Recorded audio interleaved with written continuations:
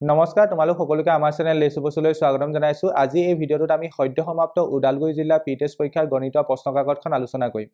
ইতিমধ্যে আমাৰ চেনেল লেচুবছত অসমৰ বিভিন্ন জিলা গণিত আৰু বিজ্ঞানৰ পি-টেষ্ট পৰীক্ষাৰ প্ৰশ্নকাকতৰ সলিউশন ভিডিঅ' আপলোড কৰি থোৱা হৈছে, সেইবোৰ তোমালোকে চাব পাৰা। তদুপৰি তোমালোকৰ জিলাটো যদি ইতিমধ্যে গণিত আৰু বিজ্ঞানৰ পি-টেষ্ট পৰীক্ষা সম্পূৰ্ণ হৈ গৈছে তেন্তে আমালৈ গণিত আৰু বিজ্ঞানৰ প্ৰশ্নকাকত দুখন আমাৰ হোৱাটছআপ নম্বৰ 8811069813 প্ৰেৰণ কৰিব পাৰা। তোমালোকে প্ৰেৰণ কৰা প্ৰশ্নকাকতৰ আলমত মই এনেদৰে সলিউশন ভিডিঅ' বনাব পাৰিম। গতিকে আহাচোন আজি আমাৰ এই ভিডিঅ'টো আৰম্ভ কৰোঁ। বেসিক্যালি প্ৰথম কোৱেশ্চনখিনি এমসিকিউ টাইপৰ কোৱেশ্চন হয়। প্ৰথম কোৱেশ্চনটোত কোৱা হৈছে x is inversely proportional to y আৰু যেতিয়া x = 1 হয় y = 32 হয়, যদিহে x = 8 হয় তেন্তে y মান কিমান হ'ব? x আৰু y পৰীক্ষাভাৱে বিচৰণ কৰা বুলি কৈছে। গতিকে আমি যদি এখন টেবুল বনাই লওঁ তেতিয়া আমাৰ সুবিধা হ'ব, য'ত আমি ওপৰৰ কলমটোত ওপৰৰ ৰ'টোত আমি x মান লিখিম আৰু তলৰ ৰ'টোত y মান লিখিম। এতিয়া x মান যেতিয়া 1 হয় তেতিয়া y মান কিমান হয় বুলি কৈছে 32। x মান যদি 1 হয় y মান হয় 32। এতিয়া x মান যদি 8 হয় তেতিয়া y মান কিমান হ'ব সুধিছে। যেহেতু y মানটো নাজানো, সাপোজ মই ধৰি লৈছো y হিচাপে। এতিয়া যেহেতু ইহতে পৰোক্ষভাৱে বিচৰণ কৰে বুলি কৈছে, that means x is inversely proportional to y, গতিকে আমি ইয়াত এই ডাটাবোৰ পূৰণ কৰিব লাগিব। মানে বেসিক্যালি ইয়াত কোনটো কনসেপ্ট লাগিব, x1 y1 = x2 y2 এই কনসেপ্টটো লাগিব। ইয়াত এইটোৱে বুজাইছে x1, ঠিক একেদৰে এইটোৱে বুজাইছে x2, তলত এইটোৱে বুজাইছে y1, এইটোৱে বুজাইছে y2। সেইমতে ভ্যালুবোৰ বহাই দিয়া। ইয়াত x1 ৰ ভ্যালু হ'ব 1 ইনটু y1 ৰ ভ্যালু হ'ব 32 x2 ৰ ভ্যালু হ'ব 8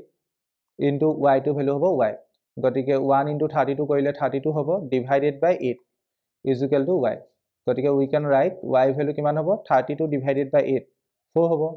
8 4 গুণ 32, গতিকে নিৰ্ণয় y মান কিমান 4, অপশন বি কাৰেক্ট। এতিয়া নেক্সট কোৱেশ্চনটোত কোৱা হৈছে তলৰ কোনটোৰ একক স্থানত 1 থাকিব। এতিয়া বেসিক্যালি তুমি লাষ্টৰ অংকটো স্কয়াৰ কৰি চোৱা। যদি তুমি প্ৰথম 19 টো কনসিডাৰ কৰা, 19 স্কয়াৰ 9 যদি স্কয়াৰ কৰা 81 পাবা। ঠিক আছে, দ্যাট মিন্স একক স্থানত 1 আছে। গতিকে তুমি ক'ব পাৰিবা 19 9 যদি স্কয়াৰ কৰা তেন্তে যেটো সংখ্যা পাবা তাৰ একক স্থানত 1 থাকিব। ঠিক আছে, তুমি এটো ক্যালকুলেট নকৰাকৈ ক'ব পাৰিবা। আৰু ইয়াক যদি তুমি স্কয়াৰ কৰা একক স্থানত কি থাকিব 4 থাকিব, কাৰণ তুমি একক স্থানত ইয়াত কি দেখিছা 8 দেখিছা। 8ক স্কয়াৰ কৰিলে 64 পাম। গতিকে ইয়াক স্কয়াৰ কৰি আমি যেটো সংখ্যা পাম তাৰ একক স্থানত 4 থাকিব। ঠিক একেদৰে ইয়াক স্কয়াৰ কৰি যেটো সংখ্যা পাম তাৰ একক স্থানত 0 থাকিব, কাৰণ ইয়াত 0 আছে। 0ক স্কয়াৰ কৰিলে 0 হ'ব। আৰু ইয়াক স্কয়াৰ কৰি পেলে যেটো সংখ্যা পাম তাৰ একক স্থানত 6 থাকিব, কাৰণ ইয়াত লাষ্টত 4 আছে। 4ক স্কয়াৰ কৰিলে কিমান হ'ব 6 হ'ব। গতিকে এই সংখ্যাটোক স্কয়াৰ কৰিলে যেটো সংখ্যা পাম তাৰ একক স্থানত কি থাকিব 6 থাকিব। গতিকে আমাৰ কাৰেক্ট অপশন কি হ'ব, অপশন এ কাৰেক্ট। যেহেতু আমাৰ একক স্থানত 1 থকা সংখ্যাটো বিচাৰিব লাগে, গতিকে অপশন এ কাৰেক্ট। এতিয়া নেক্সট কোৱেশ্চনটোত কোৱা হৈছে 0.00064 প্ৰামাণিক ৰূপটো কি হ'ব? প্ৰামাণিক ৰূপটো মানে দশমিকটো এটা অশূন্য সংখ্যাৰ পাছলৈ আনে। এতিয়া দশমিকটো মানে 6 পাছলৈ আনিম 6.4। কেইটা ঘৰ পাছলৈ আনিলো? এটা ঘৰ, দুটা ঘৰ, তিনটা ঘৰ, চাৰিটা ঘৰ, পাঁচটা ঘৰ। আকৌ এবাৰ দেখাইছো, দশমিকটো ইয়াত আছিলে এটা ঘৰ, দুটা ঘৰ, তিনটা ঘৰ, চাৰিটা ঘৰ, পাঁচটা ঘৰ। গতিকে আমি যেহেতু পাছলৈ আনিছো গতিকে 10 টু দি পাৱাৰ -5 হ'ব। গতিকে আমাৰ কাৰেক্ট অপশন কোনটো হ'ব, ডি। এতিয়া নেক্সট কোৱেশ্চনটোত কোৱা হৈছে যদি a আৰু b ধনাত্মক অখণ্ড সংখ্যা হয় আৰু a = bq + r হয়, য'ত 0 > r b হয় আৰু q এটা পূৰ্ণ সংখ্যা, তেন্তে তলৰ কোনটো শুদ্ধ? এতিয়া আমাক কি কোৱা হৈছে, ইউক্লিডৰ বিভাজন প্ৰমেয়িকাটো আমাক লিখি দিয়া হৈছে a = bq + r। ইয়াত আমাক আৰু এটা কন্ডিশন দিছে। কন্ডিশনটো বেসিক্যালি আমি সকলোৱে জানো 0 > r b আৰু q এটা পূৰ্ণ সংখ্যা বুলি কৈছে। আমাৰ কোনটো শুদ্ধ হেতু আমি ক'ব লাগে। ইয়াত বেসিক্যালি HCF মানে গড়সাগু হা,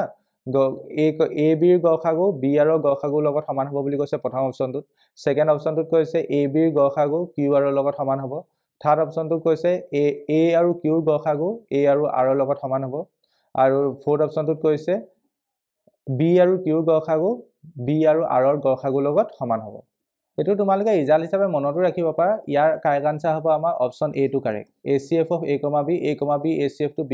r ৰ HCF ৰ লগত সমান হ'ব। কেনেকৈ হয় হেতু তোমালোকে চেকো কৰি চাব পাৰা। আমি এটো পাও কেনেকেনো বেসিক্যালি এটো কেনেকৈ পাও, ধৰি লোৱা a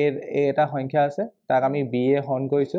তাৰ ফলত ভাগফল পাইছো q আৰু ভাগশেষ পাইছো r। আৰু তাকে আমি এনেকৈ লিখিব পাৰো ইউক্লিডৰ বিভাজন প্ৰমেয়িকা অনুসৰি আমি কি ক'ব পাৰো, ভাজ্য ভাজক ইনটু ভাগফল প্লাস ভাগশেষ, এনেকৈ লিখিব পাৰো। ঠিক আছে, ইয়াত তুমি এতিয়া নাম্বাৰ কনসিডাৰ কৰা। সাপোজ তুমি a জেগাত 5 লৈছা আৰু b জেগাত সাপোজ তুমি 3 লৈছা। a জেগাত 5 লৈছা, b জেগাত 3 লৈছা। এটো কৰি চোৱাচোন। এতিয়া আমি a ক b এ হৰণ কৰোঁ দ্যাট মিন্স 5 ক তুমি 3 এ হৰণ কৰা 5 ক যদি মই 3 এ হৰণ কৰোঁ q জায়গাত কিমান পাম q জায়গাত 1 পাম এবাৰ যাব ইয়াত ভাগ হেক পাম 2 গতিকে আমি ক'ব পাৰো a ভ্যালু যদি 5 লওঁ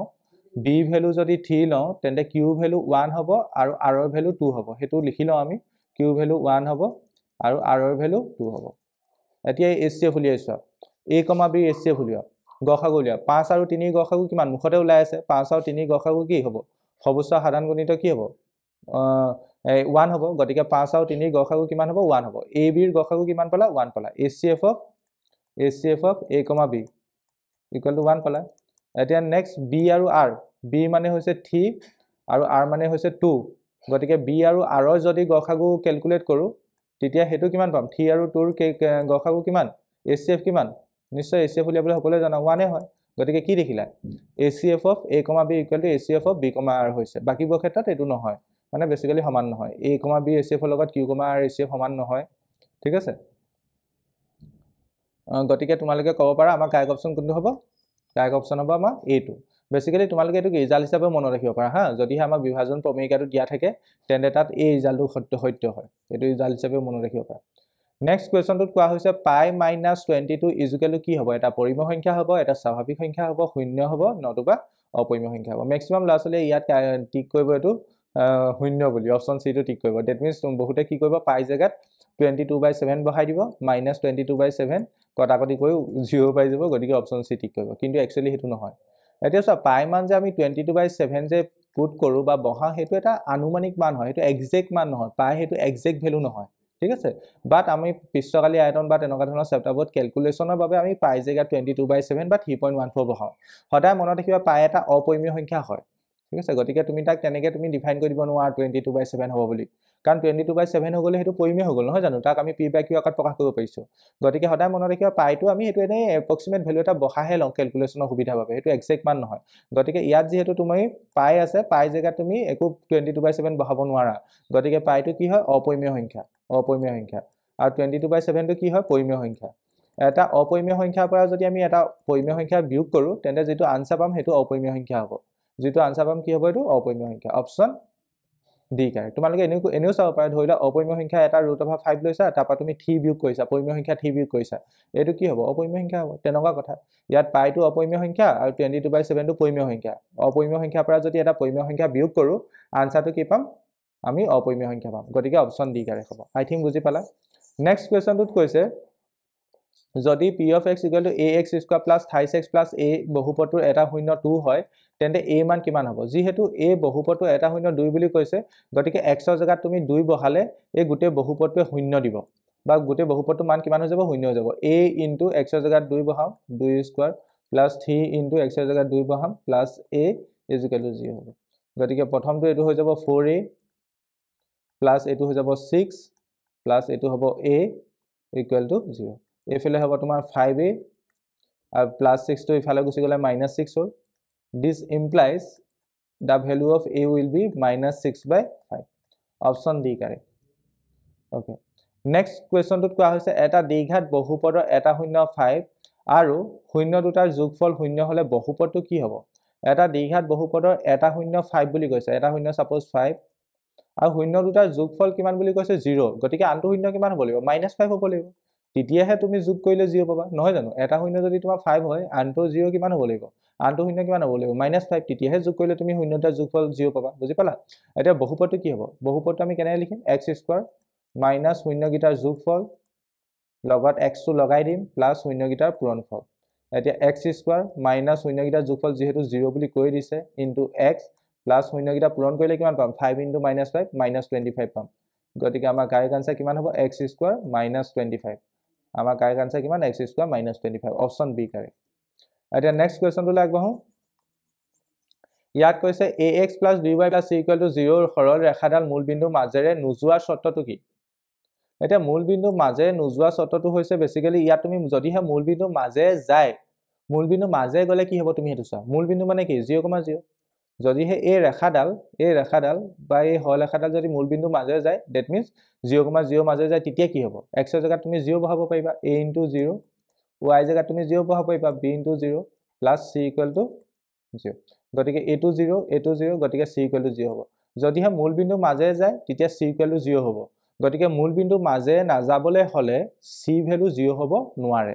কথাটো বুজি পাইছানে মূল বিন্দু যদি মাজে যায়গৈ তেতিয়া c ভ্যালু 0 হ'ব গতিকে তাক তুমি উল্লেখে ভাবা মূল বিন্দু মাজে নাযাবলৈ হলে c মান 0 হ'ব নোৱাৰে ইয়াত কি কোৱা হৈছে x অক্ষৰ ওপৰত থকা যিকোনো বিন্দু স্থানাঙ্ক কি হ'ব x অক্ষৰ ওপৰত যদি এটা বিন্দু থাকে তাৰ y স্থানাঙ্কটো 0 হ'ব x অক্ষৰ ওপৰত যদি এটা বিন্দু থাকে তাৰ y স্থানাঙ্কটো কি হ'ব 0 হ'ব x ৰ কিবা এটা ভ্যালু থাকিব x অক্ষৰ ওপৰত যেহেতু আছে x ৰ কিবা এটা ভ্যালু থাকিব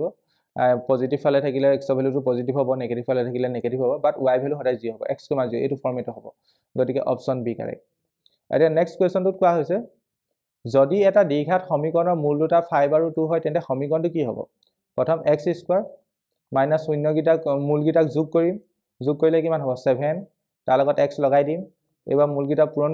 কৰিলে কিমান হ'ব 10 ইকুৱেল টু 0 এটো হ'ব x square minus 7x plus 10 equal to 0 যেটো সমীকৰণ হ'ব বুলি কৈছে গতিকে ইকুৱেল টু 0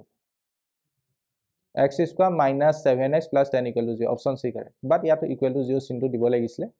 প্ৰিন্টিং মিস্টেক থাকি গ'ল এটা নেক্সট কোৱেশ্চনটোত কোৱা হৈছে যদি k, 2k - 1 আৰু 2k + 1 এটা সমান্তৰাল প্ৰগতি তিনিটা ক্ৰমিক পদ হয় তেন্তে k মান কিমান হ'ব তোমাৰ এটা সমান্তৰাল প্ৰগতি তিনিটা ক্ৰমিক পদ দিয়া হৈছে এটা হৈছে k আনটো হৈছে 2k - 1 আনটো হৈছে 2k + 1 এটা সমান্তৰাল প্ৰগতি তিনিটা ক্ৰমিক পদ যেহেতু কৈছে মাজতো কি হ'ব মাজতো কিনাৰ দুটাৰ যোগফলৰ গড় মানৰ লগত সমান হ'ব মানে কিনাৰগিটাৰ গড় মানৰ লগত সমান হ'ব বেসিক্যালি মই এটো ক'ব বিচাৰিছো 2k - 1 ইকুৱেল কি লিখিব পাৰিবা কিনাৰগিটাক যোগ কৰা k plus 2k plus 1 তাক 2 এখন কৰিতে এটো লগত সমান হ'ব গতিকে বেসিক্যালি এটো হ'ব 2k - 1 ইকুৱেল টু ওপৰত হ'ব 28k plus 1 divided by 2 বজ্ৰপন কৰিলে এটো হ'ব 4k minus 2 equal to 28k plus 1 simplify কৰিলে 4k minus 28k equal to 3 গতিকে k মান কিমান পালা 3 টো কেনেকৈ পালা গম পালা নহয় minus 2 টো ইফালে পঠিয়াই দিলা 1 plus 2 3 হৈ গ'ল গতিকে k মান কিমান পালা k মান 3 পালা গতিকে অপচন বি কাই তোমালোকে এটো এনেকৈ ক'ব পাৰা যদি হে তিনটা পদ যদি a1 b1 c1 সমান্তৰাল প্ৰগতিত থাকে তেন্তে কি হ'ব b1 - a1 equal to c1 - b1 হ'ব এই কনসেপ্টটো লগোৱা প্ৰথমটো সাপোজ a1 এটো b1 এটো c1 তেনেকৈ ক্যালকুলেট কৰিছা তেতিয়া তুমি 3 পাবা ওকে আই থিংক বুজি পালা নেক্সট কোৱেশ্চনটোলৈ আগবাঢ়ো নেক্সট কোৱেশ্চনটোত কি কৈছে ত্ৰিভুজ abc AB equal to x minus 1 cm, AC equal to 2 root over x cm, BC equal to x plus 1 cm হলে তেনে হলে মানে অ্যাঙ্গল কোনটো মানে হেই হ'ব আৰু বেসিক্যালি 90 ডিগ্ৰী হ'ব হেতু দিছে এটা ত্ৰিভুজ দিছে ABC ঠিক আছে ত্ৰিভুজটা দিছে ABC এতিয়া তেন্তে আমাৰ ইয়াত দিয়া হৈছে x - 1 ইয়াত দিয়া হৈছে 2 root over x ইয়াত দিয়া হৈছে x plus 1 এতিয়া তুমি x ৰ কিবা এটা ভ্যালু কনসিডাৰ কৰাছ এনে x ৰ ভ্যালু এটা কনসিডাৰ কৰা x যেহেতু এটা ভেৰিয়েবল সাপোজ তুমি x ৰ ভ্যালু 4 লৈছা x ৰ ভ্যালু কিমান লৈছা 4 লৈছা x ৰ ভ্যালু 4 ললে ab ইকুৱেল কি হ'ব 4 - 1 3 হ'ব ইয়াত কিমান হ'ব 2 * √4 মানে 2 গতিকে এটো 4 হ'ব ইয়াত কিমান হ'ব 4 + 1 5 হ'ব এটো কিমান হ'ব 5 হ'ব গতিকে x ৰ ভ্যালু যেতিয়া তুমি 4 ক্যালকুলেট কৰিলা ab মান 3 পাবা AC মান 4 পাবা BC মান কি পাবা 5 পাবা গতিকে ডাঙৰ কোনডাল BC গতিকে ইয়াক তুমি অতিভুজ হিচাপে কনসিডাৰ কৰিছা BC ক অতিভুজ হিচাপে কনসিডাৰ কৰিছা মানে x + 1 ক অতিভুজ হিচাপে কনসিডাৰ কৰিছা BC গতিকে এটো কি হ'ব লাগিব a হ'ব লাগিব ওকে এতিয়া আমি পাইথাগোৰাছটো লাগে নে লাগে হেতু চাম মানে বেসিক্যালি বাকি কোনবাটাক তুমি এতিয়া ab এতিয়া x - 1 বুলি ধৰা আৰু AC তুমি কি বুলি ধৰা 2 root over x বুলি ধৰা পাইথাগোৰাছ উপপাদ্যটো খাটে নে নেখাটে তাৰ বাবে আমি দীঘল বাহুডালক অতিভুজডাল হিচাপে ল'ব লাগিব কোনডাল দীঘল হ'ব কোনডাল ছুটি হ'ব কেনে গম পালো x ৰ কিবা এটা ভ্যালু কনসিডাৰ কৰিছো এনে সিম্পল ভ্যালু এটা কনসিডাৰ কৰিছো কাৰণ ইয়াত √4 আছে √x আছে ন যদি মই 4 কনসিডাৰ কৰো √4 মানে তুমি 2 লিখিব পাৰিবা কিন্তু 5 কনসিডাৰ কৰিলে তুমি তো ক্যালকুলেশনৰ অকমান দিগদাৰ হ'ব না সেইকাৰণে মই জনা শুনা ভ্যালু এটা ধৰি লৈছো গতিকে তুমি ক'ব পাৰিবা এই তিনটা ভ্যালুৰ ভিতৰত x - 1 2 √x x + 1 ৰ ভিতৰত সবতকৈ ডাঙৰ কোনটো হ'ব x + 1 গতিকে ইয়াক অতিভুজ হিচাপে কনসিডাৰ কৰি চাইছো বাকি এটা ভূমি আৰু আনটো উন্নতি হিচাপে কনসিডাৰ কৰি চাইছো আৰু ইয়াত পাইথাগোৰাছৰ উপপাদ্যটো খাটে নিছোৱা পাইথাগোৰাছৰ উপপাদ্যটো মানে BC স্কয়াৰ ইকুৱেল কি হ'ব x + 1 হোল স্কয়াৰ ওকে আৰু next AB square plus AC square কৰিলে কি হ'ব AB ক যদি স্কয়াৰ কৰো x - 1 হোল স্কয়াৰ আৰু AC ক স্কয়াৰ কৰিলে 4x হৈ যাব 2 ক স্কয়াৰ কৰিলে 4 আৰু ৰুট অভাৰ এক্স মানে এক্স হৈ যাব এইটো যদি সিম্পলিফাই কৰোঁ x square minus twice x plus 1 plus 4x এইটো যদি আকৌ সিম্পলিফাই কৰোঁ x square plus twice x plus 1 হ'ব ইয়াৰ মিনিংটো কি এক্স প্লাছ 1 হোল স্কোৱাৰ গতিকে তুমি কি পালা A B square plus A C square is equal to B C square পালা মানে পাইথাগোৰাছৰ উপপাদ্যটো ফুলফিল হোৱা দেখিছা ডেট মিনছ এংগুল এটো কিমান হ'ব এংগুল এটো তোমাৰ 90 ডিগ্ৰী হ'ব লাগিব গতিকে অপশ্যন এ কাৰেক্ট অপশ্যন কোনটো correct option A correct I think বুজি পালা কোনোবাই নোট কৰিব বিচাৰিলে নোট কৰি ল'ব পাৰা যদি কোনোবাই বুজি পোৱা নাই আকৌ এই পাৰ্টটো চোৱা মই কি ক'বলৈ চেষ্টা কৰিছোঁ এতিয়া নেক্সট কুৱেশ্যনটোত কি কৈছে চোৱা যদি এডাল ৰেখাখণ্ডৰ প্ৰান্তবিন্দু দুটা বিন্দু দুটা বৃত্তত থাকে তেন্তে ৰেখাখণ্ডডালক কি বুলি ক'ব এডাল ৰেখাখণ্ডৰ প্ৰান্তবিন্দুকেইটা বৃত্তটোত থাকে এনেকৈ বৃত্তটোত থাকে গতিকে তেনেকুৱা ৰেখাখণ্ডক আমি কি বুলি ক'ম generally Zia cord option A correct হ'ব নেক্সট কুৱেশ্যনটোত কৈছে যদি tan a ইকুৱেল টু 4/3 হয় তেন্তে sec a মান কিমান হ'ব আমাক tan a মান দিয়া আছে 4/3 sec a মান কিমান হ'ব সুধিছে ঠিক আছে এইটো কেনেকৈ কৰিব পাৰা sec মানে বেসিক্যালি 1/cos a নহয় জানো 1/cos a আমি ইয়াত এটা ফৰ্ম হেতু 1/cos লৈ তুমি কনভাৰ্ট কৰিবই নালাগে ডাইৰেক্ট এটা অভেদ জানা ন তেনেকৈ সেই অভেদটো ইউজ কৰি দিয়া তেতিয়া ইজি হ'ব 1 + tan square a equal to sec square a এটা ভ্যালু বহাই দিয়া কাকা মান জানা 1 plus 10 a value 4/3 গতিকে ইয়াত 4/3 whole square equal to sec square এটো হৈ যাব তোমাৰ 1 plus 16/9 equal to sec square এটো তলত 9 টো এলসিএম আহিলে ওপৰত 9 plus 16 এফালে sec স্কয়াৰ a এটো কিমান পালো sec square a equal to ওপৰত 9 plus 16 25 হৈ গ'ল divided by 9 এতিয়া যদি এটো বৰ্গমূল ন sec a কিমান হ'ব sec a ইকুৱেল টু বৰ্গমূল লব লাগিব 25/9 25 ৰ বৰ্গমূল 5 9 ৰ বৰ্গমূল 3 গতিকে sec a ভ্যালু কিমান হ'ব 5/3 গতিকে আমাৰ অপচন কোনটো কাৰেক্ট হ'ব অপচন ডি কাৰেক্ট যিজন ষ্টুডেন্টে পেপাৰখন পঢ়ি আছে তেওঁ এই দখলৈকে সবেই শুদ্ধ কৰি আছে হয় না সব কোৱেশ্যনে শুদ্ধ হৈছে এই দখলৈকে ওকে নেক্সট কুৱেশ্যনটো কোৱা হৈছে -8,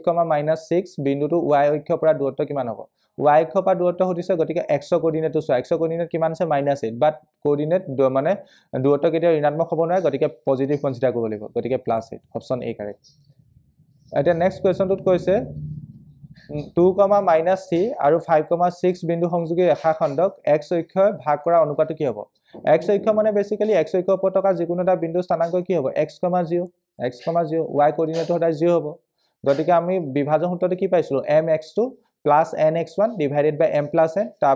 পৰা x কোঅৰ্ডিনেটটো পাও তাৰ পিছত আনটো হৈছে my2 plus ny1 divided by m plus n তেন্তে ইয়াত যদি আমি হে বিভাজন সূত্ৰটো লগাব চেষ্টা কৰো তুমি y কোঅৰ্ডিনেটৰ পাৰ্টটো ইউজ কৰিলে হ'ব কাৰণ আমি y কোঅৰ্ডিনেটটো ইয়াত কিমান পাম 0 পাম গতিকে আমি লিখিব পাৰো my2 plus ny1 divided by m plus n is equal to y কোঅৰ্ডিনেটটো যেহেতু 0 দিয়া আছে 0 লিখি দিম এতিয়া m ৰ মান নাজানো অনুপাতটো উলিয়াব লাগে y টো মান জানো y টো মান 6 গতিকে 6 বহাই দিয়া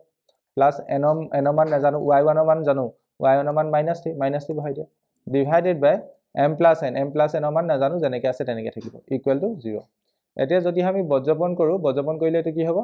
এটো বজ্ৰপন কৰিলে 0 তলত একটা আছে বজ্ৰপন কৰি দিয়া এটো হ'ব 6m minus 28n equal to 0 this implies 6m equal to 28n okay 3 এ এটো কাটি দিলো দুবাৰ গতিকে 2m equal to n হল এটো যদি আউ সিম্পলিফাই কৰো 2m divided by n equal to এফালে 1 থাকিলে আৰু 2 টো ইফালে হৰণ কৰি পঠিয়াই দিম m/n equal to 1/2 গতিকে অনুপাতটো কি হ'ব 1:2 অপচন বি কাৰেক্ট নেক্সট কুৱেশ্যনটোত কৈছে যদি এটা বিন্দু p পৰা o কেন্দ্ৰযুক্ত বৃত্তৰ p আৰু pb স্পৰ্শক কেডাল 80 ডিগ্ৰী কোণত হালি আছে তেন্তে POA কোণটো কিমান হ'ব এটা বৃত্ত আছে সাপোজ p বিন্দু পৰা বৃত্তটোলৈ দুডাল স্পৰ্শক লাগিছে এডাল PA আনডাল কি PB আৰু ইহত কিমান ডিগ্ৰী কোণত হালি আছে বুলি কৈছে 80 ডিগ্ৰী কোণত হালি আছে আমাক সুধিছে এংগল POA মান কিমান হ'ব এটো কেন্দ্ৰটো O বুলি কনসিডাৰ কৰিছো POA মানে এই কোণটো লাগে ইয়াত অকমান বুজিবলৈ অসুবিধা হৈছে চাগে এই কোণটো লাগে এই কোণটো প্ৰথমতে তুমি কাম এটা কৰা এই এ অ' বি কোণটো কিমান হ'ব কেলকুলেট কৰা এই কোণটো 90 ডিগ্ৰী হ'ব কাৰণ স্পৰ্শক ব্যাসাৰ্ধৰ ওপৰত লম্ব এই কোণটো 90 ডিগ্ৰী হ'ব ঠিক একেদৰে আমাক স্পৰ্শকীডাল 80 ডিগ্ৰী কোণত খালী আছে বুলি কৈছে গতিকে এইটো কোণটো 80 ডিগ্ৰী হ'ব গতিকে এ অ' বি কোণটো প্ৰথমে উলিয়াই লোৱা এই এ অ' বি কোণটো উলিয়াই লোৱা তাৰ বাবে লিখিব পাৰা 90 degree plus 80 degree plus 90 degree আৰু এ অ' বি মানটো জাষ্ট ধৰি লৈছোঁ এক্স বুলি ইকুৱেল টু 360 হ'ব কাৰণ এইটো চতুৰ্ভুজ গতিকে 90 90 যোগ কৰিলে 180 180 লগত যদি 60 যোগ কৰোঁ 260 80 যোগ কৰিলে 260 প্লাছ এক্স ইকুৱেল টু 360 কি কৰিলোঁ গম পাইছা নিশ্চয় 90 90 যোগ কৰিলে 180 তাৰ লগত যদি 80 যোগ কৰোঁ 260 এতিয়া 260টো যদি ইফালে ছাবট্ৰেক্ট কৰি পঠিয়াই দিওঁ এক্সৰ ভেলু কিমান পাম 100 পাম এইটো 100 মানে গোটেই কোণটো এ অ' বি কোণটো তাৰ আধাটো লাগে আধাটো কিমান হ'ব 50 হ'ব অপশ্যন এ কাৰেক্ট এতিয়া নেক্সট কুৱেশ্যনটোত কৈছে প্ৰত্যেকৰে আয়তন 64 সেন্টিমিটাৰ কিউব বিশিষ্ট দুটা ঘনক মূৰে মূৰে সংযোগ কৰা হ'ল গঠিত চৌপলটো পৃষ্ঠকালি কিমান হ'ব এনেকুৱা কুৱেশ্যন ধেৰ কৰিছোঁ আয়তন যেহেতু ঘনকেইটা আয়তন 64 সেন্টিমিটাৰ কিউব কৈছে গতিকে বাহু দৈৰ্ঘ্য কিমান হ'ব 4 সেন্টিমিটাৰ হ'ব এতিয়া তাৰ পৰা যেটো মূৰে মূৰে সংযোগ কৰি আয়তীয় ঘনক পাম তাৰ দিশ এল টো কিমান হ'ব বেসিক্যালি দিশটো তোমাৰ 4 + 4 8 হৈ যাব 8 সেন্টিমিটাৰ হ'ব প্ৰস্থত কোনো ইফেক্ট নপৰে 4 সেন্টিমিটাৰ হৈ থাকিব আৰু উচ্চতাটো কোনো ইফেক্ট নপৰে 4 সেন্টিমিটাৰ হৈ থাকিব এটো ক্যালকুলেট কৰি আনসাৰ 160 সেন্টিমিটাৰ স্কয়াৰ পাবা কি ফৰ্মুলা লগাবা 2lb + bs + ss মোৰ এটো মনতে আছে আৰু ক্যালকুলেট কৰিলে 160 সেন্টিমিটাৰ স্কয়াৰ পাবা ওকে নেক্সট কুৱেশ্যনটোত কৈছে এটা তথ্য মাধ্য আৰু মধ্যমা ক্ৰমে 9.87 আৰু 9.97 হলে বহুলক কিমান হ'ব 3 মধ্যমা is equal to বহুলক প্লাস 2 মাধ্য গতিকে ভ্যালু বহাই দিয়া 3 মধ্যমা 3 ইনটু মধ্যমা কিমান মাধ্য কিমান 9.87 আৰু মধ্যমা কিমান 9.97 গতিকে ভ্যালু বহালে কিমান হ'ব 3 মধ্যমা এতিয়া ক্যালকুলেট পাটো চোৱা 3 ইনটু মধ্যমা জাগাত কিমান লিখিবা 9.97 is equal to বহুলক নাজানো উলিয়াব লাগে বহুলকটো বহুলকভাৱে বহাই থোৱা প্লাস 2 মাধ্য 2 ইনটু মাধ্য জাগাত 9.87 হ'ব এটা ক্যালকুলেট কৰা 9.97 ৰ লগত যদি তুমি 3 মাল্টিপ্লাই কৰা 21 উকললে 2 27 29 উকললে 2 27 29 29.91 হ'ব ওকে বহুলক মান নাজানো যেনেকৈ আছে তেনেকৈ থাকিব প্লাস 9.87 ৰ লগত যদি আমি 2 মাল্টিপ্লাই কৰো এটো হ'ব 14 উকললে 1 16 17 উকললে 1 8 9 গুণ 18 19 19.74 হ'ব এটা বহুলক কিমান হ'ব বহুলক হ'ব তোমাৰ 29.91 minus 19.74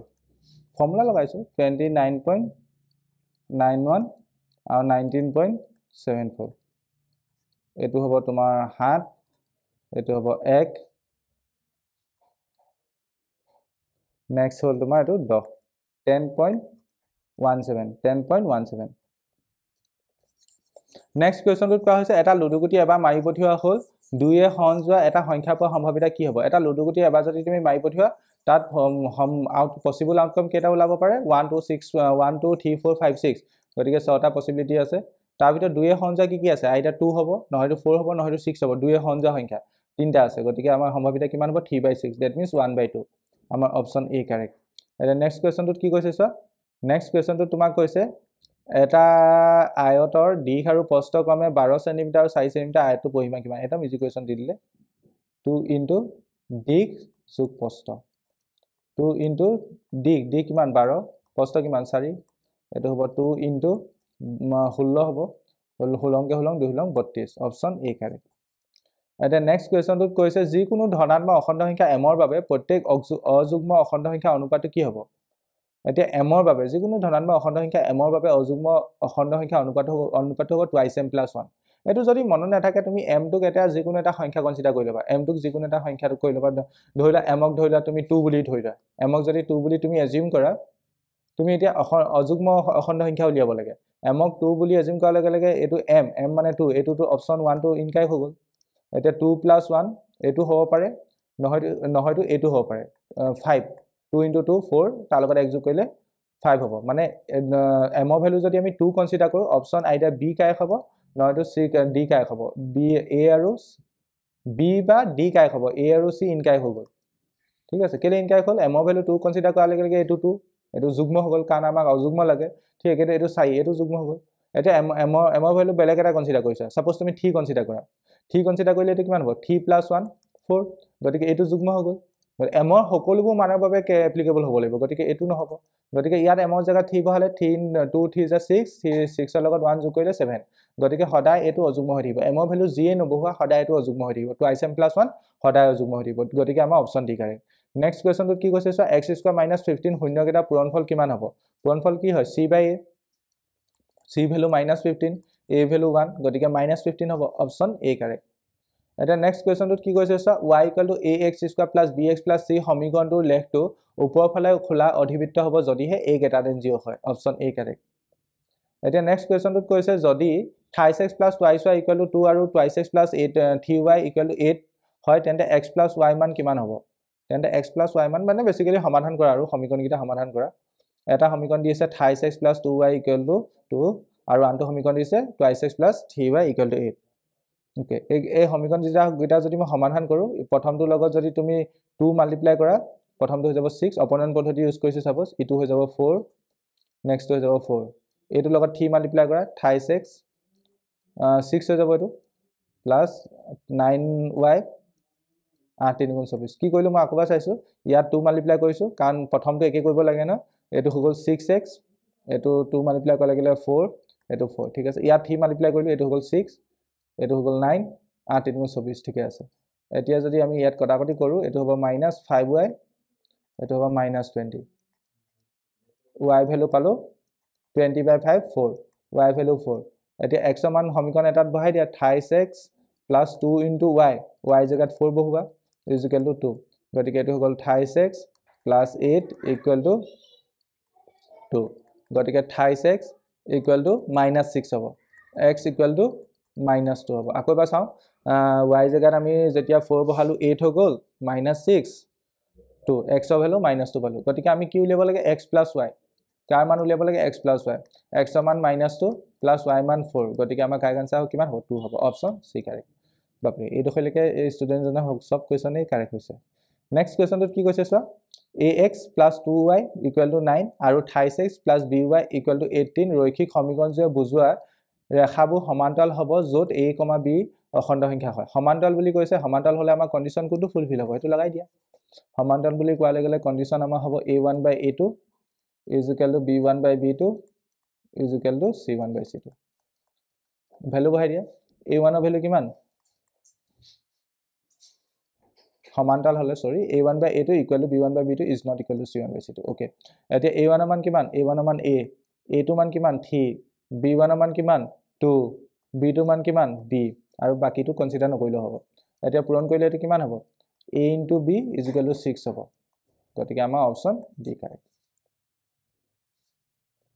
নেক্সট কুৱেশ্যনটোত কৈছে যদি kx into x - 2 + 6 = 0 সমীকৰণৰ দুটা বাস্তৱ মূল থাকে তেন্তে k মান কিমান হ'ব এই সমীকৰণটো দুটা বাস্তৱ মূল আছে বুলি কৈছে সমীকৰণটো ধুনিয়াকৈ লিখি লোৱা k লগত x মাল্টিপ্লাই কৰিলে kx² হৈ যাব এটো -2 kx হ'ব + 6 আদৰ্শ পদ ধুনিয়াকৈ যদি লিখি লওঁ সমীকৰণটো এটো হ'ব ইয়াৰ বাস্তৱ মূল আছে বুলি কৈছে বাস্তৱ মূল কেইটা কি বুলি কৈছে সমান বুলি কৈছে গতিকে আমি ক'ব পাৰিম b² - 4ac ভেদ নিৰূপক 0 হ'ব লাগিব বাস্তৱ মূল কেইটা কি বুলি কৈছে সমান b ভ্যালু কিমান -2k তাৰ ওপৰত হোল স্কয়াৰ দিম -4 * a মান k c মান 6 = 0 এটো হৈ যাব 4k² এটো হ'ব মাইনাস কিমান হ'ব 6 * 4 = 24 k = 0 এতিয়া হৈ যাব 4k² = 24 k এটা কেনসেল কৰি দিব পাৰা এতিয়া তেন্তে k = কিমান হ'ব 24/4 k মান হ'ব 6 অপচন বি কাৰেক্ট এটা নেক্সট কুৱেশ্যনটোত কৈছে x + 2 হোল কিউব = x³ - 4 সমীকৰণৰ মূল সংখ্যা কিমান x + 2 হোল কিউবক যদি আমি ভাঙো কি হ'ব x³ + 28 x² * b + 28 x b² b মানে 2 plus b³ মানে 2³ x plus 2 whole cube ভাঙিলে এটো পাম ওকে ইকুয়াল কি আছে x³ - 4 এটা কিউব থকা টাৰ্মকেইটা কটাকটি গুচি গ'ল এতিয়া এইটো প্ৰথমটো হৈ গ'ল 6x স্কয়াৰ এইটো হৈ গ'ল 4 3 গুণ 12 12x এইটো হৈ গ'ল 8 8ৰ লগত 4 যোগ কৰিলে 12 গতিকে সমীকৰণ এইটো পালো এই সমীকৰণটো কি হয় দ্বিঘাত সমীকৰণৰ মূল কিমান থাকে দুটা অপচন সি কাৰেক্ট নেক্সট কোৱেশ্চনটোত কৈছে প্ৰথম n টা অযুগ্ম স্বাভাৱিক সংখ্যাৰ যোগফল কিমান প্ৰথম n টা অযুগ্ম স্বাভাৱিক সংখ্যাৰ যোগফল উলিয়াব লাগে এতিয়া অযুগ্ম স্বাভাৱিক সংখ্যা বুলি কৈ দিয়া লাগে প্ৰথমটো কি হ'ব 1 হ'ব নেক্সটটো কি হ'ব 3 হ'ব অযুগ্ম স্বাভাৱিক সংখ্যা নেক্সটটো কি হ'ব 5 হ'ব নেক্সটটো কি হ'ব 7 হ'ব তেনেকৈ কোলৈকে যাব n লৈকে n টা কনসিডাৰ কৰিব লাগে n লৈকে নহয় n টা কনসিডাৰ কৰিব লাগে গতিকে যোগফল উলিয়াব কৈছে গতিকে কি হ'ব ফৰ্মুলা কি হ'ব sn = ই সমান্তৰ প্ৰগতি গঠন কৰিব গতিকে সমান্তৰ প্ৰগতি ফৰ্মুলা লগাইছো এটো হ'ব এতিয়া আমি n টা যেহেতু কনসিডাৰ কৰিব লাগে n ৰ ভ্যালু n এ ল'ব লাগিব n/2 2 into a ভ্যালু 1 লম plus n - 1 into d value কিমান লম d ভ্যালু কিমান 2 গতিকে 3 - 1 কৰিলে 2 পাম গতিকে এই ব্ৰেকেটৰ ভিতৰ পৰা 2 এটা কমন লৈ লোৱা 2 এটা কমন লৈ ললে প্ৰথমটো থাকিব 1 নেক্সটটো থাকিব n - 1 এতিয়া 2 2 ক্যান্সেল গুচি গ'ল ইয়াত 1 1 ক্যান্সেল গুচি গ'ল আলটিমেট পালো n into n কৰিলে n square option B correct next কোৱেশ্চনটোত কৈছে 5, 2, -1 সমান্তৰ প্ৰগতিটোৰ কিমানতম পদটো -49 হ'ব এটা সমান্তৰ প্ৰগতি দিয়া আছে সমান্তৰ প্ৰগতিৰ কিমানতম পদটো -49 হ'ব আমি যেহেতু নাজানো আমি ধৰি লৈছো n তম পদটো -49 হ'ব গতিকে ইয়াত ফৰ্মুলা লগাই দিয়া a + n - 1 into d = -49 a value কিমান a value 5 + n - 1 into d মান কিমান d মান 2 - 5 that means -3 আহিব equal to -49 এটো হ'ব তোমাৰ -3 into n - 1 equal to -49 - 5 কৰিলে minus তুমি 54 পাবা হয়নে -54 yes minus cancel গুচি গ'ল n - 1 equal to 54/3 এটো যদি ক্যালকুলেট কৰা n - 1 এটো 1 8 3 * 24 18 n ৰ ভ্যালু 19 হ'ব n equal to 19 option a correct next question to ত্ৰিভুজ abc de সমান্তৰাল bc যদি db = 7.2 cm a = 1.8 cm ec = 5.4 cm তেন্তে ad মান কিমান হ'ব এনেকুৱা question ঠিক কৰাইছো এটো তোমালোকৰ বাবে হোমৱৰ্ক খেলছ উপবাদ্য ক্যালকুলেট কৰিবা কিমান আনসাৰ আহিব আনসাৰটো কমেন্ট সেকশনত লিখিবা I think আহিব আৰু কিবা এটা খেলছ উপবাদ্য লগাব লাগিব কমেন্ট কৰিবা নেক্সট কোৱেশ্চনটোত কি কৈছে সা abc আৰু def ত্ৰিভুজ দুটা a কোণৰ লগত e কোণটো সমান b কোণৰ লগত f কোণটো সমান তেন্তে আমাক ab আৰু ab by ac টো কাৰ লগত সমান হ'ব হেতু কৈছে এটা ত্ৰিভুজ দিয়া আছে a b c আনটো ত্ৰিভুজ দিয়া আছে d e f আমাক প্ৰথম কৈছে এংগল a লগত এংগল e টো সমান এংগল a লগত কি সমান বুলি কৈছে এংগল e টো সমান এতিয়া এংগল a লগত এংগল e টো যেহেতু সমান বুলি কৈছে এংগল a গঠন কৰা বাহুকিটা আৰু এংগল e গঠন কৰা বাহুকিটা একে অনুপাতত থাকিব এংগল a গঠন কৰা বাহু কি এংগল a কোনটো বাহুৱে গঠন কৰিছে ab আৰু ac গতিকে আমি এটোত লিখিব পাও এংগল a গঠন কৰিছে ab আৰু ac গতিকে ab by ac কাৰ লগত সমান থাকিব সমান অনুপাতত থাকিব এংগল e গঠন কৰা বাহুকিটা এংগল e কোনে গঠন কৰিছে de আৰু ef de আৰু ef বুজি পাইছা নিশ্চয় কি কৈছো যদিহে দুটা সদিশ মানে দুটা ত্ৰিভুজৰ মানে কোণগিটা যদি সমান হয় তেন্তে হিহতৰ তেহে কোণবোৰ গঠন কৰা বাহুকিটা সমান মানে কোণবোৰ গঠন কৰা বাহুকিটা অনুপাত সমান হ'ব ঠিক একেদৰে তুমি যদি এংগল b লগত এংগল f কনসিডাৰ কৰা এংগল b লগত এংগল f কনসিডাৰ কৰা এংগল b কি বাহুৱে গঠন কৰিছে ab by bc angle f কি বাহুৱে কনসিডাৰ গঠন কৰিছে df by ef এটো হ'ব যেহেতু আমাক কোনটো কোন লাগে মই প্ৰথমে আকৌবাৰ দেখাই দিছো ত্ৰিভুজ abc এটো এটা ত্ৰিভুজ আৰু def এটো এটা ত্ৰিভুজ আমাক কৈছে এংগল a লগত এংগল e টো সমান a কোণৰ লগত e কোণটো সমান a কোণে কোনটো বাহুৱে গঠন কৰিছে ab বাহুডাল আৰু ac বাহুডাল গতিকে ab by ac টো কাৰ লগত সমান হ'ব e কোণটো কোনে গঠন কৰিছে e কোণটো de আৰু ef de by ef লগত সমান হ'ব de by ef কোনটো কাৰেক্ট হ'ব de by ef ab by ac = de by ef মানে বেসিক্যালি আমাৰ অপচন b টো কাৰেক্ট ইয়াত ed লিখা আছে একেটাই কথা নেক্সট কোৱেশ্চনটোত কৈছে -6,5 আৰু -2,3 বিন্দু সংযোগী ৰেখাখণ্ডৰ মধ্যবিন্দু যদি এটো হয় তেন্তে a মান কিমান হ'ব ইয়াৰ মধ্যবিন্দু প্ৰথমে উলিয়া a b বিন্দু সংযোগী ৰেখাখণ্ডৰ মধ্যবিন্দু কি হ'ব প্ৰথম x কৰ্ণীয় গিটা যোগ কৰা -6 আৰু -2 যোগ কৰিলে -8 পাম তাক 2 এ হৰণ কৰা -4 পাম নেক্সট y কোঅৰ্ডিনেট গিটা যোগ কৰা 5 আৰু 3 যোগ কৰা 8 পাবা তাক 2 হৰণ কৰা 8ক যদি 2 হৰণ কৰো 4 পাম আকৌ এবাৰ দেখাইছো a2 আৰু a2 যোগ কৰিছো মধ্যবিন্দু উলিয়াবলৈ সদায় প্ৰথমে x কোঅৰ্ডিনেট যোগ কৰিম তাক 2 হৰণ কৰিম ঠিক একেটো y কোঅৰ্ডিনেট যোগ কৰিম তাক 2 হৰণ কৰিম x কোঅৰ্ডিনেট যোগ কৰিলে -6 আৰু -2 যোগ কৰিলে -10 তাক 2 হৰণ কৰিলে কিমান সৰি -8 হ'ব -8ক যদি 2 হৰণ কৰো 4 পাম -4 পাম ঠিক একেটো 5 আৰু 3 যদি 2 যোগ কৰি যদি 2 হৰণ কৰো 8/2 কিমান পাম 4 পাম গতিকে 4/4 টো কাৰ লগত সমান বুলি কৈছে a/3, 4 লগত সমান গতিকে এই প্ৰথমটোৰ লগত প্ৰথমটো সমান হ'ব a/3 = -4 হ'ব গতিকে a ভ্যালু কিমান পালো a ভ্যালু -12 পালো অপচন বি কাৰেক্ট এতিয়া নেক্সট কোৱেশ্চনটোত কৈছে a 0,0 b 1,0 c 0,1 বিন্দু কেইটা গঠিত ত্ৰিভুজটো কালি কি হ'ব ইয়াত বিন্দু কেইটা বৰ ধুনীয়াকৈ আছে এটা মূল বিন্দু আনটো এটা বিন্দু x অক্ষ পড়ছে এটা y অক্ষ পড়ছে গতিকে তোমালোকে সেই ফৰ্মুলাটো লগাই কৰিব পাৰা নহয়তো আকি চালেও পটককৈ ওলাব এই অংকটো এটা হল মূল বিন্দু এটো 0,0 ঠিক আছে এটো 0,0 এটো a বিন্দু সাপোজ আনটো বিন্দু কোনটো আনটো বিন্দু b 1,0 বিন্দুটো ইয়াত থাকিব b 1,0 আনটো বিন্দু কি c 0,1 0,1 টো ইয়াত থাকিব গতিকে যেটো ত্ৰিভুজ গঠন হল এই ত্ৰিভুজটো abc ত্ৰিভুজৰ কালি যদি উলিয়াও কিমান হ'ব এটো সমকোণী ত্ৰিভুজ হৈ গল হাফ ইনটু ভূমি ইয়াৰ পৰা ইয়ালৈকে কিমান 1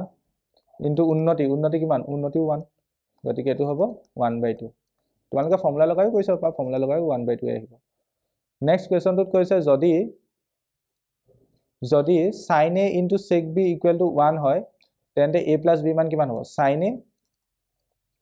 into sec b sec b আমি cos b লিখিব পাৰিম = 1 এটোক আমি এনেকৈ লিখিব পাৰিম sin a = cos b এটোক আমি এনেকৈ লিখিব পাৰিম sin a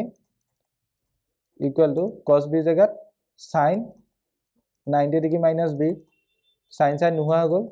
a = 90 degree minus b that means a plus b মান কিমান পাম a plus b মান 90 ডিগ্ৰী পাম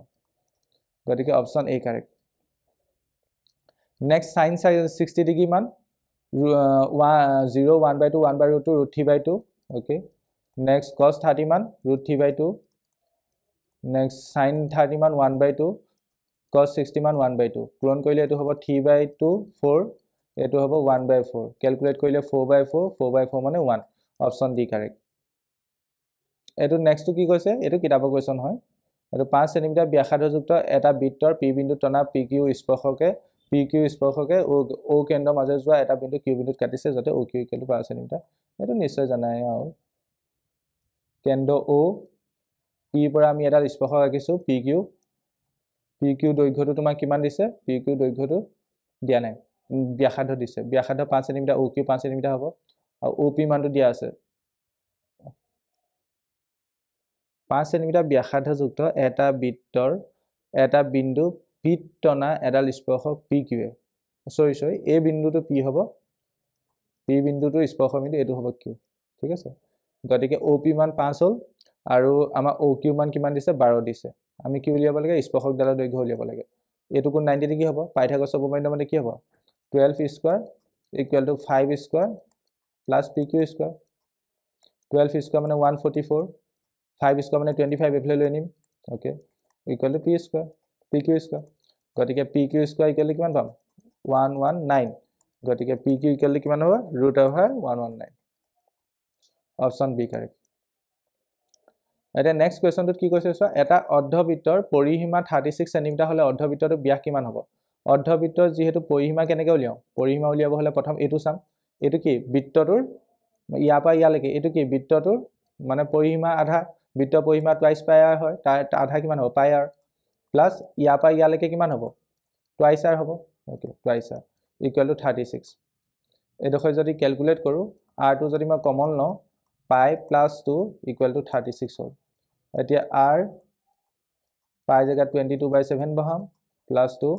= 36 ওকে এটো যদি ক্যালকুলেট কৰো তলত 7 টো এলসিএম আহিলে ওপৰত হ'ব 22 প্লাস 14 36 ওকে এটো যদি ক্যালকুলেট কৰো r ইনটু এটো পাম 22 লগত 14 যোগ কৰিলে 36/7 = 36 36 কেনসেল গল r ৰ ভ্যালু 7 পাম r ভ্যালু 7 পালে তেনে ব্যাস কিমান হ'ব ব্যাসাৰ্ধ 7 হলে ব্যাস 14 হ'ব অপচন সি কাৰেক্ট এতিয়া নেক্সট কোৱেশ্চনটোত কি কোৱা হৈছে চোৱা এটা বৃত্তৰ কেন্দ্ৰত কৰা কোণটো মান মানে থিটা মান 1 ডিগ্ৰী হলে বৃত্তকলাটো কালি কিমান হ'ব থিটা বাই 360 ইনটু পাই r স্কয়াৰ থিটা মান 1 গতিকে এটো 1 হলে কি হ'ব পাই r স্কয়াৰ বাই 360 অপচন ডি কাৰেক্ট নেক্সট কোৱেশ্চনটোত কৈছে 7 সেমি কাকযুক্ত এটা ঘনকীয় টুকুৰাৰ উপৰভাগ অৰ্ধগোলকে আগুৰি আছে অৰ্ধগোলকটো সৰ্বোচ্চ ব্যাস কিমান হ'ব সৰ্বোচ্চ ব্যাস 7 সেমি হ'ব কাৰণ অৰ্ধগোলকটোৱে কি কৰিছে ঘনকটো আগুৰি আছে গতিকে ঘনকটো বাহু দৈৰ্ঘ্য যেহেতু 7 সেমি গতিকে অৰ্ধগোলকটো সৰ্বোচ্চ ব্যাস কিমান হ'ব 7 সেমি হ'ব অপচন এ কাৰেক্ট এতিয়া নেক্সট কোৱেশ্চনটোত কৈছে সমান ব্যাসাৰ্ধ আৰু সমান উচ্চতাৰ লম্ব বৃত্তাকাৰ বেলন আৰু শংকুৰ আয়তন অনুপাত কিমান হ'ব বেলনৰ আয়তন হ'ব পাই r স্কয়াৰ s শংকুৰ আয়তন হ'ব 1/3 পাই r স্কয়াৰ s যেহেতু ব্যাসাৰ্ধ আৰু উচ্চতা সমান বুলি কৈছে এটো কটাকটি যাবগৈ 1/1/3 গতিকে এটো পাবা 3 পাবা দ্যাট মিন্স 3/1 3/1 মানে কি অনুপাত লিখিলে 3:1 অপচন এ কাৰেক্ট এতিয়া নেক্সট কোৱেশ্চনটোত কৈছে ঊৰ্ধ্বক্ৰমত থকা তথ্য কেইটামান দিয়া হৈছে 6, 7, x - 2, x, 17, 20 মধ্যমা কিমান বুলি কৈছে 16 বুলি কৈছে গতিকে মধ্যমা 16 হলে x ৰ মান কিমান হ'ব আমি এটো ক'ব লাগে এতিয়া এই কোৱেশ্চনটোত কেইটা পৰ্যবেক্ষণ আছে প্ৰথম হেতু চাচোন ইয়াত এটা দুটা তিনটা চাৰিটা পাঁচটা ছটা মানে পৰ্যবেক্ষণৰ সংখ্যা কিমান 6 n ৰ মান কিমান 6 এটো 6 টো যেহেতু যুগ্ম হলে আমি প্ৰথম কি কৰিব লাগিব n/2 তম পৰ্যবেক্ষণটো চাব লাগিব n/2 তম পৰ্যবেক্ষণ মানে 6/2 3 তম পৰ্যবেক্ষণ কি হ'ব ইয়াত যেহেতু ঊৰ্ধ্বক্ৰমত সজোৱা বুলি কৈছে সজোৱা আছে বুলি কৈছে গতিকে আমি আকৌ বেলেগকে একো কনসিডাৰ কৰিব নালাগে 1 2 3 3 নম্বৰ পৰ্যবেক্ষণটো কি হ'ব x - 2 তাৰ পিছত n/2 + 1 that means 4 তম পৰ্যবেক্ষণ কিমান হ'ব 4 তম পৰ্যবেক্ষণ কিমান হ'ব x হ'ব ওকে এতিয়া এইগিটা গড় মান ল'ব লাগিব এইগিটা গড় মানৰ মধ্যমা সমান হ'ব x - 2 + x / 2 আৰু ইকুৱেল টু গড় মানটো মধ্যমাৰ লগত সমান হ'ব মধ্যমা যেহেতু 16 কৈছে 16 ৰ লগত সমান হ'ব গতিকে এটো আমি যদি সিম্পলিফাই কৰো কি পাম মানে গড় মানটো কিমান পালো x - 2 + x / 2 = 16 এটো twice x - 2 = 32 এতিয়া twice x = 34 x = 17 x ৰ মান কিমান পাবা 17 পাবা কাৰেক্ট আনসাৰ কিমান হ'ব অপচন সি কাৰেক্ট এতিয়া নেক্সট কোৱেশ্চনটোত কোৱা হৈছে দুটা সংখ্যা দিয়া আছে সংখ্যাগিটাৰ গড়সাগু দিয়া হৈছে 13 সংখ্যাগিটাৰ লসাগু উলিয়াব লাগে আমি এটা কথা জানো সংখ্যা দুটাৰ লসাগু পূৰণ গড়সাগু কৰিলে সংখ্যাগিটা পূৰণফলৰ লগত সমান আহিব দ্যাট মিন্স লসাগু নাজানো x বুলি ধৰি লৈছো গড়সাগু 13 বুলি দিয়া হৈছে আৰু সংখ্যাগিটা কিমান এটা 26 আনটো 169 এতিয়া যদি আমি 13 16 26 কাটো দুবাৰ যাব গতিকে x ৰ ভ্যালু কিমান পাম x = 2 * 169 169 ৰ লগত যদি মই 2 মাল্টিপ্লাই কৰো 9 * 9 = 18 = 1 2 * 6 * 6 = 12 = 13 = 1 2 3 338 অপচন সি কাৰেক্ট নেক্সট কোৱেশ্চনটোত কোৱা হৈছে হবিতা আৰু হামিদা বান্ধৱী দুইজনী ভিন্ন জন্মদিন হোৱাৰ সম্ভাৱিতা কিমান হবিতা আৰু হামিদা বান্ধৱী আৰু হিহতৰ জন্মদিন একেটা দিনত হ'ব নোৱাৰিব বেলেগ বেলেগ দিনত হ'ব লাগিব যেহেতু এটা বছৰত 365 দিন থাকে গতিকে তলত 365 কনসিডাৰ কৰিম এতিয়া ধৰি লোৱা সবিতা জন্মদিন ধৰি লোৱা 5 জানুৱাৰী এনে এজিউম কৰিছো 5 জানুৱাৰী তেতিয়া হামিদা বাৰ্থডে বা জন্মদিন 5 জানুৱাৰী পৰিব নোৱাৰিব ঠিক আছে মানে হবিতা জন্মদিন মানে বছৰটোত কিবা এটা দিনত হ'ব বাট হে দিনটো হামিদাৰ বাৰ্থডে হ'ব নোৱাৰে জন্মদিন হ'ব নোৱাৰে গতিকে হামিদাৰ জন্মদিন কি মানে কিমান দিনত হ'ব পাৰিব 364 দিনৰ ভিতৰত যিকোনো এটা দিনত হ'ব পাৰিব ঠিক একেদৰে হামিদাৰ জন্মদিন যিটো ডেটত পৰিব হেতু ডেটত হবিতাৰ জন্মদিন হ'ব নোৱাৰে ধৰিলা হামিদাৰ জন্মদিন ধৰিলা 26 ফেব্ৰুৱাৰী তেতিয়া হেতু দিনত হবিতাৰ জন্মদিন হ'ব নোৱাৰে গতিকে ভিন্ন ভিন্ন বাৰ্থডে হ'ব হলে ওপৰত 364 আহিব ওপৰত 364 আহিব তলত যেহেতু 365 দিন থাকে গতিকে তলত 365 আহিব গতিকে অপচন ডি কাৰেক্ট নেক্সট কোৱেশ্চনটোত কোৱা হৈছে নিশ্চিতভাৱে ঘটা ঘটনাৰ সম্ভাৱিতা কিমান হয় নিশ্চিতভাৱে ঘটা ঘটনাৰ সম্ভাৱিতা 1 হয় অপচন বি কাৰেক্ট হ'ব আই থিংক এমসিকিউ কোৱেশ্চনখিনি বুজি পালা বাকি কোৱেশ্চনখিনি মই তোমালোকক দেখাই দিছো এই পেপাৰখন তোমালোকে এই ভিডিওটো তলত ডেসক্ৰিপচনত পাই যাবা তাৰ পৰা তোমালোকে পিডিএফ আকাৰত ডাউনলোড কৰি ল'ব পাৰিবা আৰু এটা কথা লাষ্টত কৈ দিও তোমালোকৰ জিলাটো যদি ইতিমধ্যে পিটিএছ পৰীক্ষা সম্পূৰ্ণ হৈ গৈছে তেন্তে আমালৈ গণিত বিজ্ঞানৰ প্ৰশ্ন পেপাৰ দুখন আমালৈ WhatsApp যোগে প্ৰেৰণ কৰিবা আমাৰ WhatsApp নম্বৰটো আকৌ এবাৰ কৈ দিছো 8811069813 আজি ভিডিওটো চোৱাৰ বাবে সকলোকে ধন্যবাদ জনাইছো